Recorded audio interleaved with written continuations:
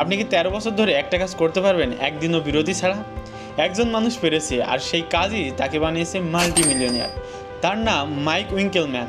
অনেকে তাকে বিপিএল নামে চেনে। 2007 সালের মে মাস থেকে সে অফিস থেকে ফিরে প্রতিদিন একটা করে ছবি আঁকত। না ছুটি, না একদিন গ্যাপ, না কোনো অজুহাত। ভাবুন, একদিন না, এক মাস না, পুরো 13 বছর, 5000 দিন, 5000টা ডিজিটাল আর্ট। কেউ দেখছে না, কেউ তালিও দিচ্ছে না, তবুও সে থামনি, কারণ সে জানতো কনসিস্টেন্সি ইজ পাওয়ার। এরপর 5000 দিনের সব কাজ একত্র করে সে একটা প্রজেক্ট বানালো এবং তার নাম দিল এভরিডে প্রজেক্ট। তারপর সেটাকে তোলা হলো লাইভ নিলামে। আপনি আন্দাজ করুন এটা কত দামে বিক্রি হয়েছে? 5 মিলিয়ন, 10 মিলিয়ন, 50 মিলিয়ন?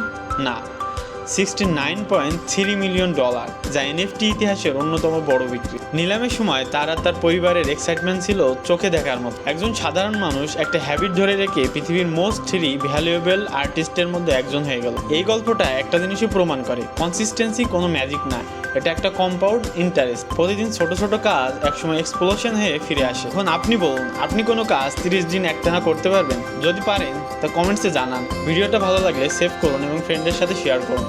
ধন্যবাদ সবাইকে, দেখা হচ্ছে নেক্সট কোনো ভিডিওতে।